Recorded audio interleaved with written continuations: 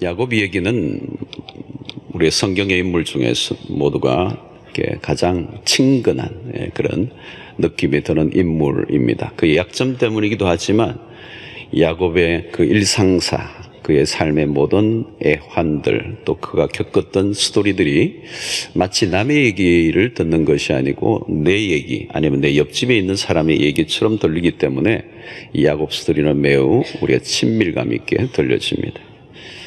오늘 본문은 야곱의 일터, 혹 오늘로 얘기하면 우리의 직업의 얘기가 될 수도 있겠습니다.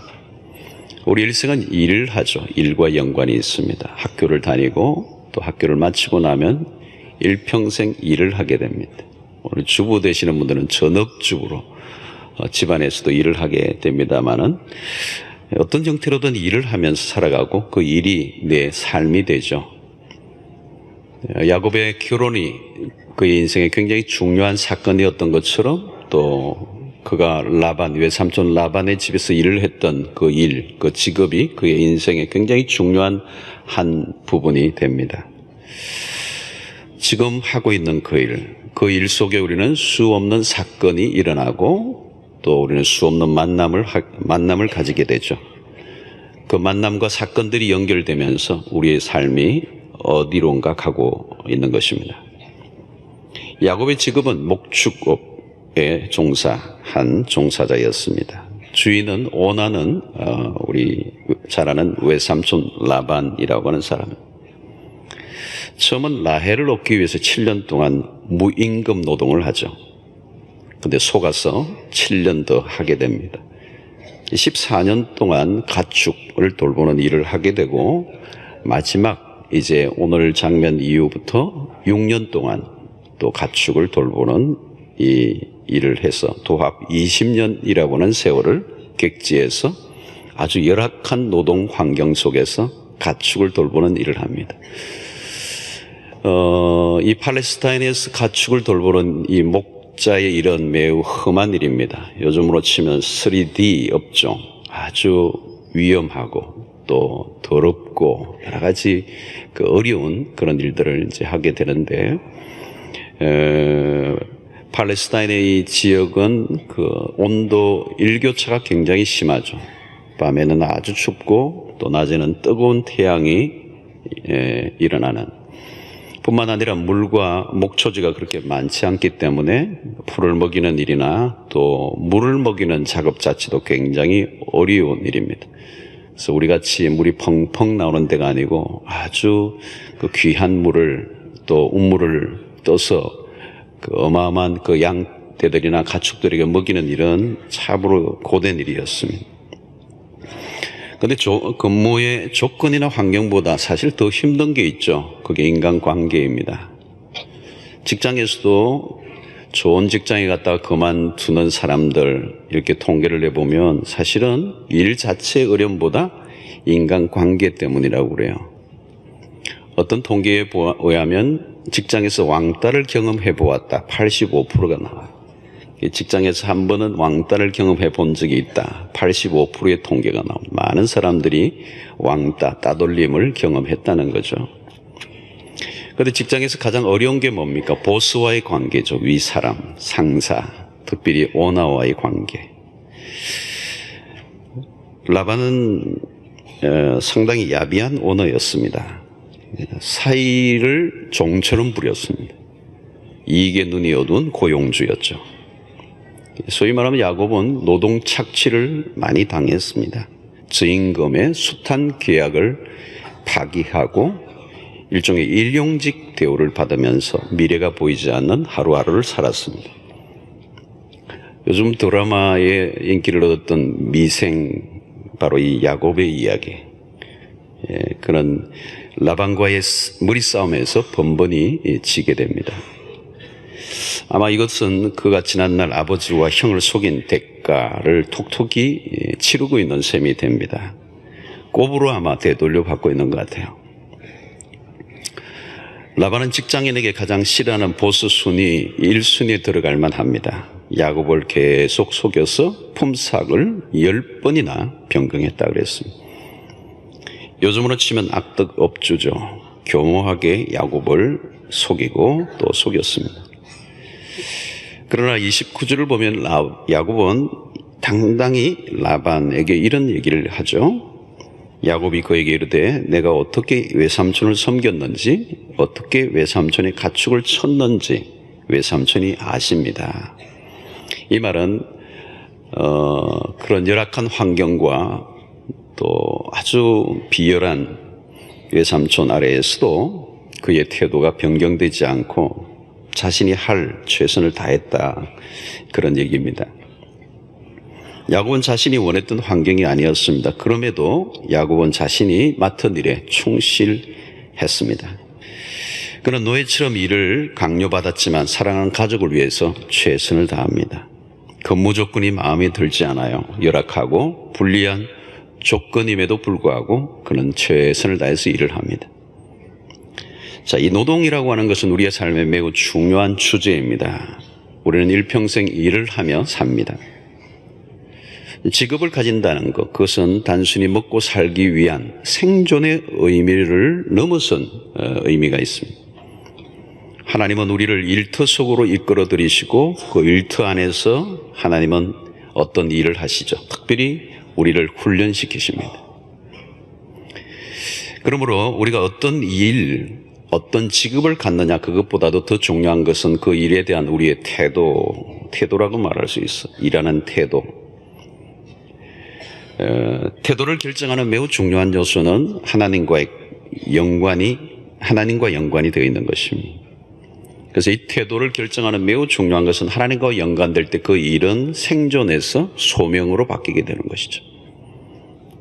그래서 에베소서 6장 5절, 종들아 두려워하고 떨며 성실한 마음으로 육체의 상전에게 순종하기를 그리스도에게 하듯 하라. 7절에서도 기쁜 마음으로 섬기기를 주께 하듯 하고 사람들에게 하듯 하지 말라. 오늘 이 바울이 얘기했던 그 시대는 종들이 굉장히 학대를 당하는, 인권이 없는 무차별적인 그런 대우를 하는 그 시대 속에서, 그 문화 속에서 바울이 이런 얘기를 했다는 것은 상당히 고용주 측에서 서서 말하는 것처럼 보입니다. 그러나 우리가 어떤 환경 또 어떤 대우를 받든지 우리가 가져야 할 기본적인 태도를 가르치고 있는 것이죠. 오늘 야곱이 열악한 일대에서 그의 태도가 변함없이 성실함을 보입니다. 일방적인 게임에서 늘 그는 약자였어요. 그런데 그는 묵묵히 일을 해내는데 20년간. 살다 보면 우리가 늘 하고 싶은 일을 하며 살 수는 없습니다. 또 내가 원하는 직업이 아닌 경우를 우리가 맡게 될 때가 많이 있죠. 내가 원치 않았던 직장에 가게 되는 경우가 많이 있습니다. 때로는 사람들이 말하는 신이 내린 직장, 또 어떤 사람은 신이 숨겨놓은 직장, 한 걸음 더 어떤 사람은 신도 다니고 싶은 직장, 사람들이 만들어낸 말이죠. 예. 세상에서 내 마음에 꼭 드는 직장에서 일을 하고 있는 사람이 얼마나 되겠습니까? 한국인의 직장인 만족도를 2013년 기준의 그 자료를 제가 보니까 55점이었습니다. 이 연령에 따라 좀 차이가 나는데 평균치가 그래요. 어떤 데는 더 낮죠. 직장인들이 직장을 다니는데 그 직장에 대한 만족도가 굉장히 낮다는 거예요. 특별히 우리나라 OECD 전체 국가 속에서도 이런 부분이 굉장히 낮고 행복 지수가 낮습니다. 많은 사람들은 자기가 원하지 않는 직업을 선택한 거죠. 내가 다니고 싶지 않은 직장 생활을 하고 있는 거예요. 자, 이것은 우리만 아니라 성경 속에도 있어요. 모세도 애굽의 궁실에서 고위층에 있었을 때는 좋았지만 그는 졸지에 미디안 광야의 목자로 전락합니다. 아마 미디안 광야에서 40년 동안 양을 칠 때 그는 애굽의 궁실과 너무 다른 환경 속에서 그는 자괴감을 느끼고 내가 원치 않는 그 위치에서 양들을 치는 것이 매우 힘들었을 것입니다. 내가 원하는 직업이 아닌데 양을 쳤던 것이죠. 그러나 그것이 그의 종착지는 아니었습니다. 그런 과정들을 통해서 하나님의 빚으시는 손길을 통해 마침내 그 40년의 그 목자의 목동의 시절을 지나고 이스라엘을 인도하는 리더의 자리로 세우시는 거죠. 과정에 불과해요. 우리가 잘 아는 요셉도 그렇습니다. 그가 다니고 싶은 직장에서 출발하지 않았어요. 그의 첫 직장은 이국에 강제로 팔려가 이주 노동자로 보디발의 집에서 종살이를 했어요. 첫 직장치고는 험악한 것이죠. 여러분, 마음에 안 드는 직업, 마음에 안 드는 상사를 만났을 때 나는 어떻게 할 것인가?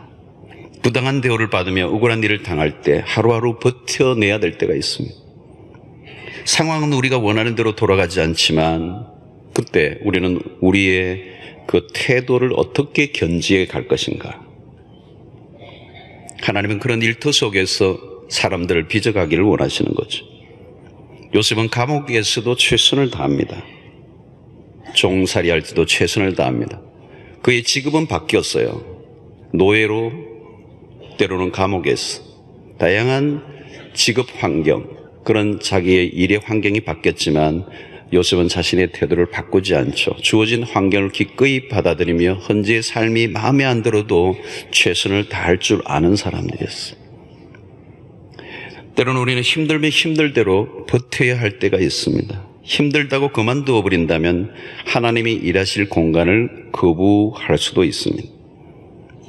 어떤 상황에도 불구하고 지금 있는 곳에서 최선을 다하는 태도가 매우 중요한 것이죠. 내 뜻대로 돌아가지 않아도 그 자리에서 자신의 역할을 다하는 훈련이 매우 중요한 과목인 것입니다. 하나님은 야곱의 일터에서 그를 훈련시키십니다. 야곱보다 훨씬 더 교모하고 질이 안 좋은 사람을 야곱의 곁에 붙여서 그를 다루고 계십니다. 그가 아버지나 형에게 한 것에 몇 배의 속임을 당하고 속을 끓여야 했습니다. 왜 이런 인간을 만나 고생하는지 처음에는 이해할 수 없었을 것입니다. 그러나 세월이 흐르면서 나를 괴롭히는 이 라반의 모습 속에 자신의 모습이 있다는 것을 보고 놀라게 되죠.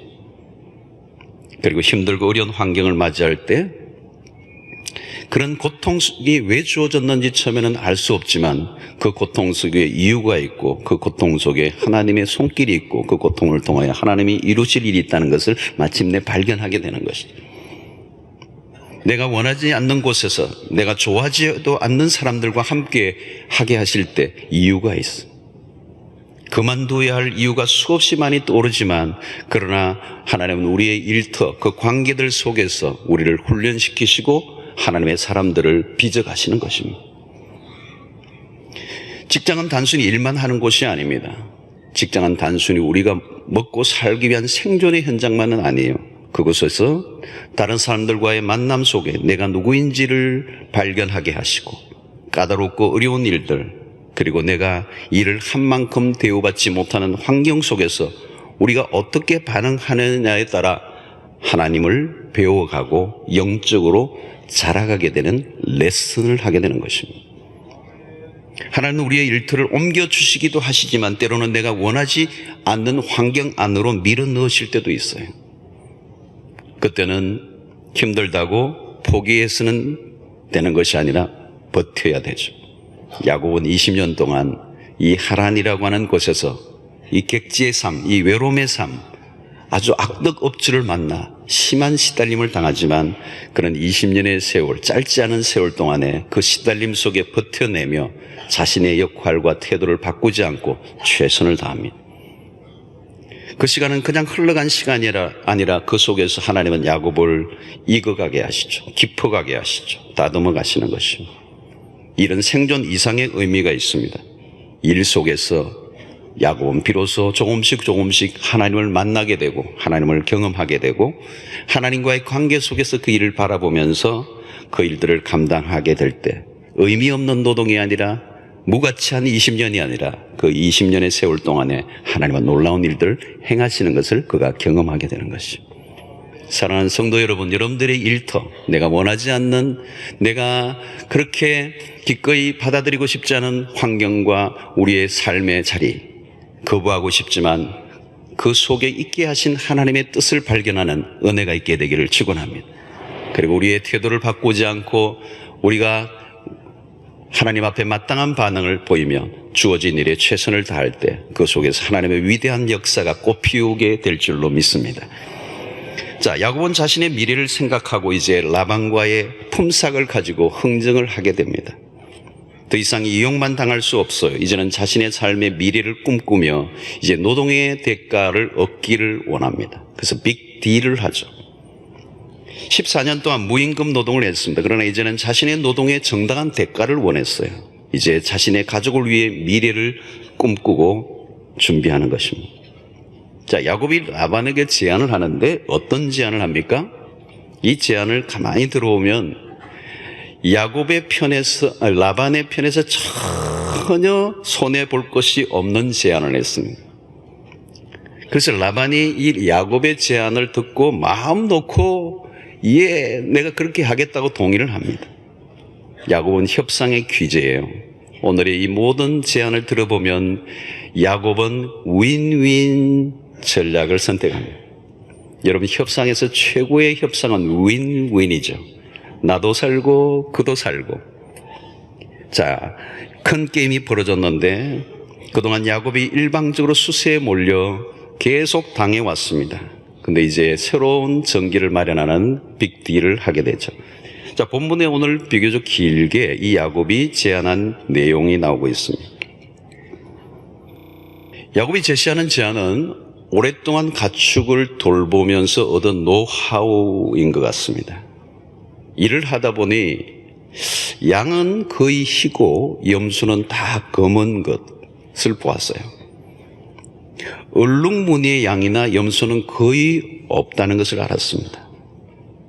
그것에 착안을 하여 야곱이 외삼촌에게 기발한 제안을 하나 하죠.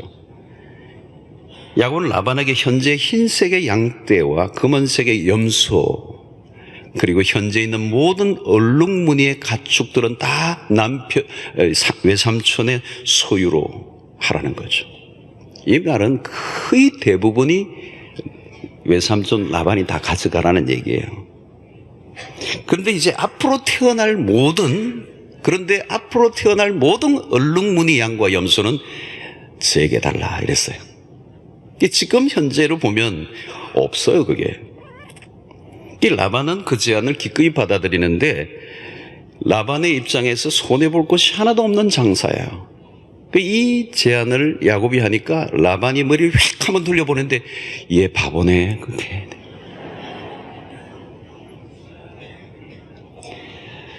자, 계산이 빠른 라반은 야곱이 어떤 머리를 굴리는지를 알고 얼룩무늬 가축들을 자기 아들들에게 맡기고 야곱과는 3일간의 거리를 정도를 두는 격리를 시켜버립니다.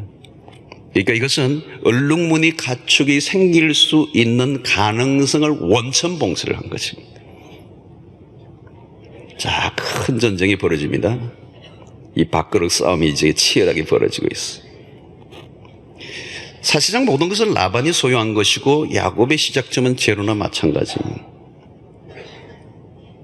야곱의 입장에서는 절대적 불리한 출발, 라반이 보기에는 완전한 승리가 보장되어 있습니다. 자, 드디어 게임이 시작됩니다. 야곱은 자신이 본래 계획한 대로 작전을 실행에 옮깁니다. 오늘 내용에 있는 것처럼 야곱은 버드나무, 살구나무, 신풍나무의 푸른 가지를 가져다가 그것들의 껍질을 벗겨 흰 무늬가 나오게 했습니다. 그 껍질 벗긴 가지를 양떼가 와서 먹는 개천의 물구유에 세워놓고 양떼들을 향하게 한 거죠. 그때 물을 먹으러 올 때에 새끼를, 그것을 보고 베개할 때 그 가지 앞에 새끼가 그 가지 앞에 새끼를 뱀으로 얼룩한 것과 점이 있고 아롱진 것을 낳는 기이한 일이 일어났습니다. 40절 위에 보면 야곱이 새끼 양을 구분하고 그 얼룩무늬와 검은 빛 있는 것을 라반의 양과 서로 마주보게 하여 자기 양을 따로 두어 라반의 양과 섞이지 않게 했습니다.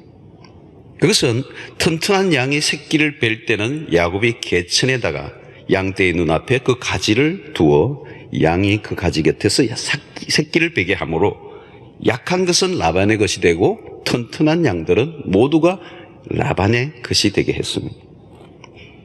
자, 어떻게 이런 결과가 일어나게 되었을까? 야곱이 과학적 근거를 가지고 했을까?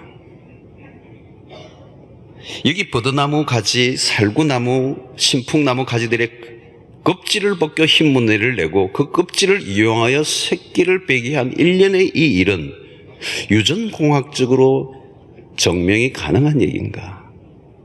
우리는 여기에서 우리는 이게 매직인가 과학인가? 헷갈리는 장면이 나오는 거예요. 근데 중요한 것은 뭐냐면 좌우지간 결과적으로 놀라운 일이 일어났다는 거예요. 근데 이것은 결코 과학적이거나 유전공학적으로 증명될 만한 일은 아니에요. 근데 그러면 어떻게 이 일이 일어났을까? 여기 해석이 필요한 것이죠. 야곱의 머리가 원래 좋았습니다. 수완도 있고 그냥 막 일을 하는 사람은 아니에요. 머리를 쓰면서 일을 하는 사람. 라반에게 제안한 내용들을 보면 오랫동안 그가 연구하고 내린 결론이에요. 그가 시도한 방법은 어느 정도는 신빙성이 있어 보여요. 그러나 이런 방법들이 과학적으로 증명될 수 있는 것은 아닙니다. 만약 야곱의 머리로 재주로 그런 결과가 일어난 것이라고 한다면 이것은 단순히 야곱의 개인의 성공 신화가 될 수가 있을 것입니다. 그러나 성경은 한 개인의 성공 스토리를 얘기하고 싶어 하는 것이 아니에요. 그리고 인간의 개인 성공 신화라고 하는 것은 얼마나 연약한 기반 위에 서 있습니까? 그게 얼마나 쉽게 무너집니까? 우리는 야곱이 내리는 결론에 귀를 기울여야 할 필요가 있어요. 어떻게 이런 일이 일어났을까? 그 해답을 그가 라반과 결별하면서 한 얘기에서 답을 얻을 수가 있습니다. 한 장 넘어가서 창세기 31장 42절에 야곱이 이런 얘기를 해요. 우리 아버지의 하나님, 아브라함의 하나님, 곧 이삭이 경외하는 이가 나와 함께 계시지 아니하셨더라면 외삼촌께서 이제 나를 빈손으로 돌려보내세서리나마는 하나님이 내 고난과 내 손의 수고를 보시고 어젯밤에 외삼촌을 책망하셨나이다. 오늘 여기서 야곱은 하나님의 도우심을 얘기하고 20년 동안 험난한 작업 현장 속에 하나님의 개입을 얘기하고 있습니다. 만약에 하나님이 나와 함께하지 않으셨다면 나는 빈손으로 돌아갔을 것이다. 그러나 하나님이 내 고난과 내 수고를 보셨다. 여러분, 우리가 일을 하다 보면 방법도 좋고 머리도 있어야 되지만 그것만으로 모든 것이 통하는 것은 아닙니다. 오늘날도 전문가들이 동원되어 별 자료들을 검토하고 과학적인 방법을 다 동원해도 이 변수라는 게 있어요. 변수. 꼭 될 것 같았는데 실패를 할 때가 있어요. 미국의 유명한 나사, 그 나사 최첨단의 과학 우주선을 쏘아 올리는데 이 나사가 나사 하나에 폭발해 버리잖아요. 챌린저가 그랬잖아요. 그 조그마한 나사 하나에 열이 나서 그게 결함이 만들어 폭발이 될 줄은 몰랐던 거죠. 여러분, 축적된 경험으로 최고의 품질 계량으로 농사를 지었는데 가뭄이 왔어요. 변수예요. 혹은 홍수가 내려요. 변수예요.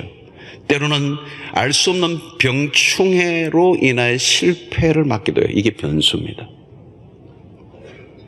우리가 아무리 인간의 방법을 다 동원을 해도 안 되는 것은 안 되는 거죠. 그러나 어떤 때는 우리가 예상하는 것 이상의 수확을 거둘 때가 있습니다. 야곱은 지금 확률의 싸움을 하고 있는 거죠. 터득한 방법을 동원했지만 그가 원하는 대로 될 수도 있고 안 될 수도 있는 것입니다. 그런데 된 것입니다. 생각한 대로, 아니 그 이상의 결과가 찾아온 것입니다. 여러분, 잘 되는 것에도 변수가 있고 잘 안 되는 일에도 변수가 따르는 것입니다. 살다 보면 우리가 설명할 수 없는 일이 나죠. 그걸 변수라고 그러죠. 그 안에 하나님의 손의 작동이 있는 게 분명합니다. 이삭이 흉년된 해에 100배의 결실을 거두었다. 이게 변수입니다. 다 흉년이에요. 다 죽는다고 그러는데 이삭은 그 해에 100배의 결실을 거뒀다. 무엇으로 설명할 수 있습니까? 과학적으로는 설명이 불가능해요. 이해가 안 돼요. 과학적 증명이 안 되는 거예요. 사람들은 아들이나 딸을 낳는 일도 방법들을 얘기할 때가 있어요. 내 딸을 낳으니까 어떤 집은 아들을 낳는 법을 아들 많은 집에 가서 묻더라고요. 될 수도 있고 안 될 수도 있는. 그래서 점쟁이들도 보면 두 장을 갖고 있대요. 어느 집은 꼭 그렇게 아들 낳을지 딸 낳을지 묻는데요. 그럼 보통 그 딸을 낳은 집들이 오기 때문에 아들 낳을 거라고 얘기해 준대요. 근데 나중에 딸을 낳았어. 항야로 가면 내가 사실은 보라고 얘기해 내가 딸이었는데 실망할까봐 패를 보여준다고 그래요. 여러분 이게 우리가 하는 게 아니잖아요. 점쟁이가 맞출 수 있는 게 아니에요. 별 묘수를 다 동원을 해도 인간의 편에서 풀리는 문제가 아닌 것이 수없이 많다는 거예요. 야곱은 자신이 할 수 있는 최선의 방법을 동원했어요.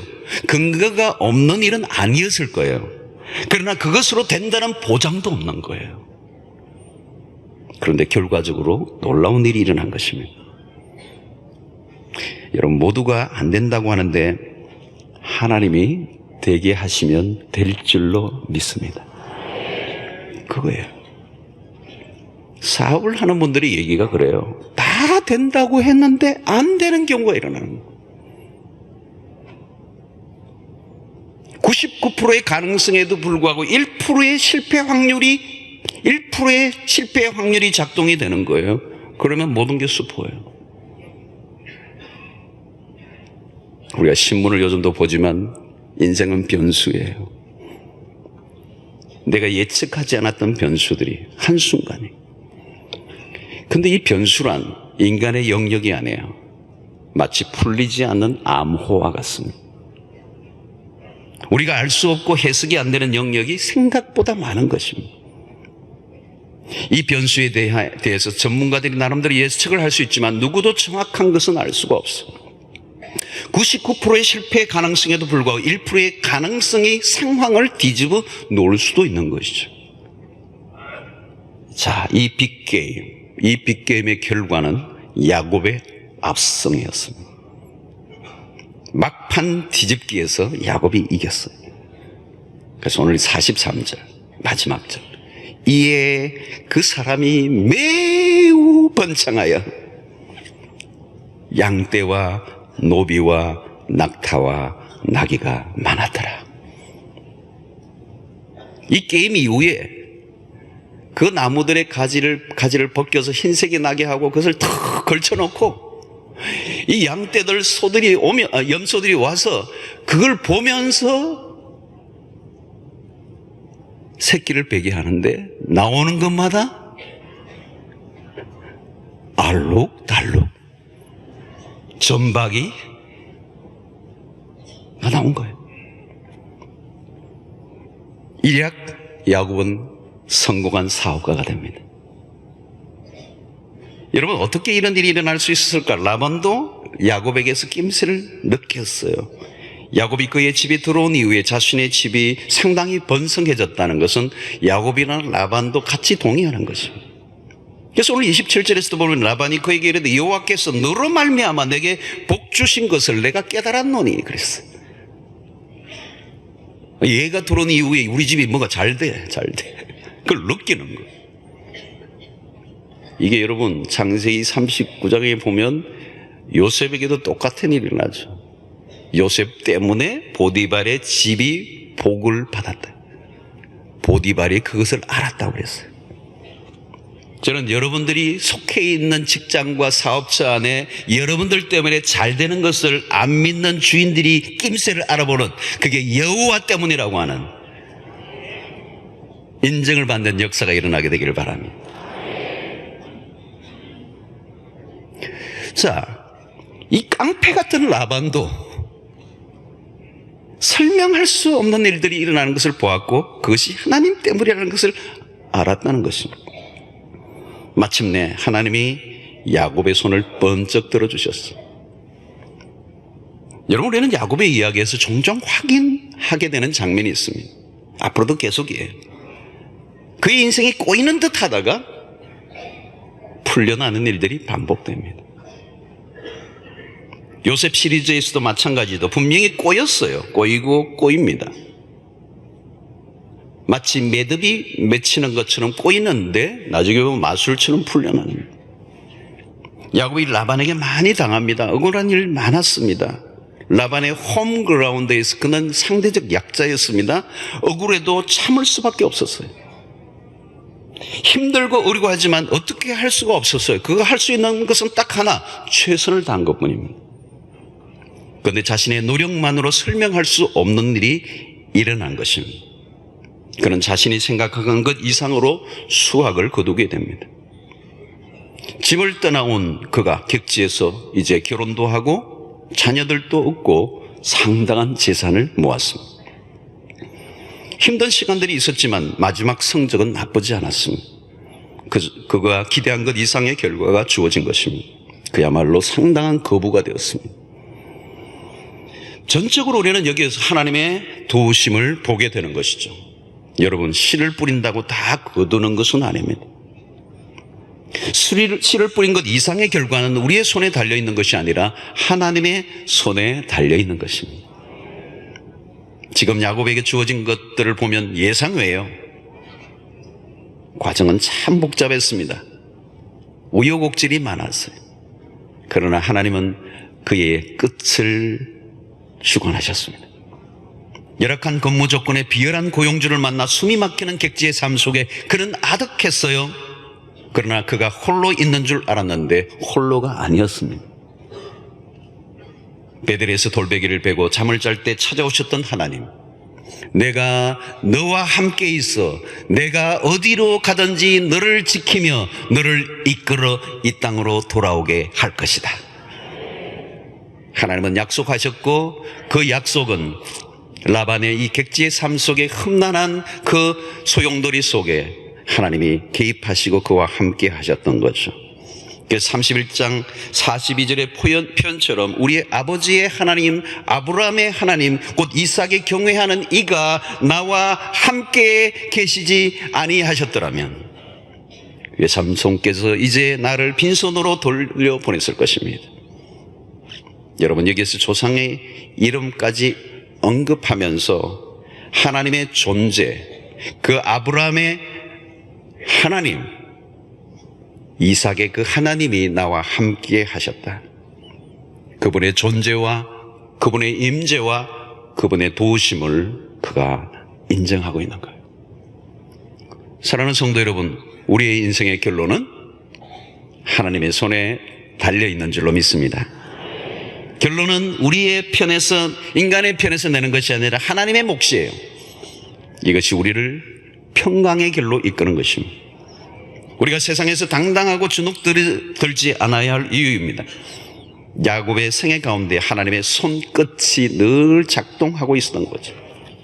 베델에서의 하나님은 그에게 승리를 약속하셨고 라반의 집에서의 20년을 지내는 동안에 그것을 입증하셨어요. 야곱이 얼마나 재산을 모으고 성공했느냐가 중요한 것이 아닙니다. 야곱은 험한 시간을 보내면서 조금씩 영적으로 깊어져 갑니다. 하나님은 라반이라는 인물을 통해서 그를 연단시키십니다.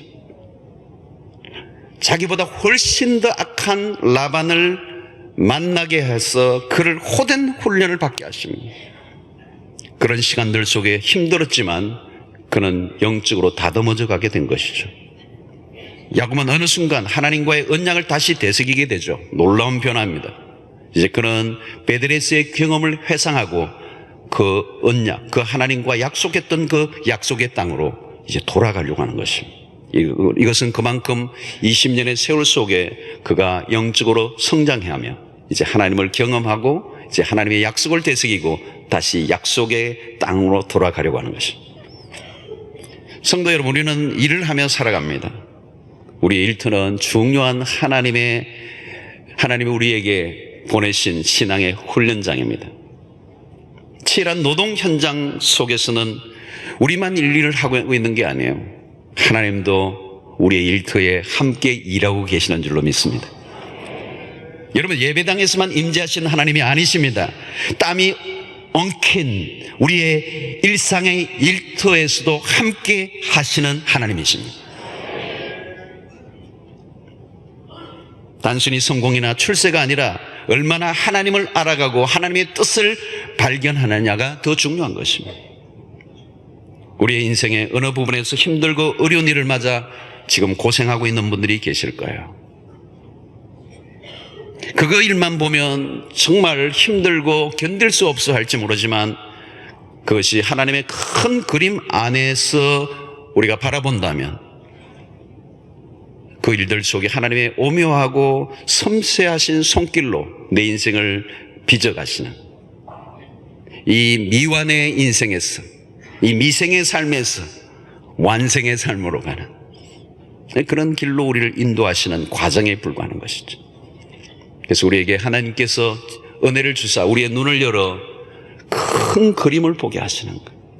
사실 여러분, 야곱의 요셉의 스토리를 보면 그의 인생 가운데 큰 그림, 빅 픽처를 본 거죠. 그게 꿈이었어요. 어린 시절에 보았던 꿈이었어요. 여러분, 이 큰 그림은 하나님이 눈을 열어주셔야 그게 볼 수 있는 것입니다.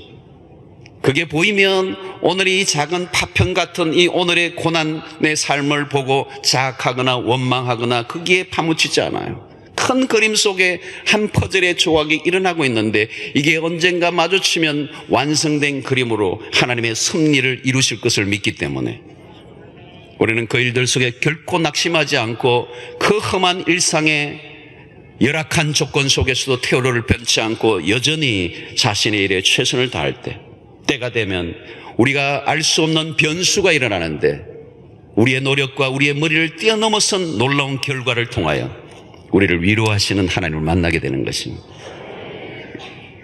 사랑하는 성도 여러분, 우리가 정말 하나님을 발견하게 되면 우리의 고생은 의미 없는 싸움이 아니에요. 현실이 아무리 불안정해도 너무 불안해야 할 필요가 없습니다. 이를 통하여 일터에서 마주친 인간관계들을 통하여 하나님은 나를 보게 하시고 하나님을 알아가게 하시는 것입니다. 고생을 좀 해도 그 속에서 우리가 영적으로 자라가고 하나님을 깊이 경험할 수만 있다면 결코 우리의 삶은 실패가 될 수 없습니다. 일터는 좋은 훈련장입니다. 그 일터 속에 단순히 생존을 위해서만 일하는 것이 아니라 그 일터 속에 관여하시고 함께 하시는 하나님을 만나고 그 하나님과 일이 얽혀진다면 그 일은 생존에서 소명의 자리로 변하게 돼요. 그리고 그 일을 통하여 나를 나답게 하시고 그 일을 통하여 하나님의 섭리를 이루시고 그 일을 통하여 우리가 하나님의 그 뜻을 이루는 도구가 되게 하시는 것입니다. 때로는 여러분, 내가 원하지 않는 직장에서 힘겹게 하시는 분들이 계실 거예요. 그러나 그 속에서도 우리가 할 수 있는 한 최선을 다한다면 그 안에서 그 일을 통하여, 그 어려운 일을 통하여 하나님이 하실 일이 있을 것이고 필요하시다면 그 일들을 옮기셔서 또 다른 하나님의 역사에 우리를 사용하시도록 부르실 줄로 믿습니다. 일터에서 지금 현장에서 수업을 잘 받는 것, 이게 1차적인 것이에요. 그리고 그 일 속에 우리가 최선을 다하면 하나님의 변수가 작동하며 우리가 상상하지 못하는 놀라운 역사들이 일어나게 될 것이고 그 일을 통하여 우리는 하나님이 누구이신가를 경험하게 될 것입니다. 일터 속에 하나님을 만날 수 있게 되기를 바랍니다. 하나님은 우리의 일상 속에서 역사하시는 하나님이십니다. 일하는 현장 속에 하나님을 더 깊이 알아가는 은혜가 있게 되기를 축원합니다. 그리고 그 일을 통해서 이루어 가시는 하나님의 섭리를 발견하고 작은 일들 속에 우리가 결코 낙심하거나 절망하지 않고 의미 없는 노동이 아니라 의미 있는 노동, 의미 없는 고통이 아니라 의미 있는 고통을 경험하면서 하나님의 섭리에 아름다운 쓰임받는 도구들이 되시기를 주의 이름으로 축원합니다.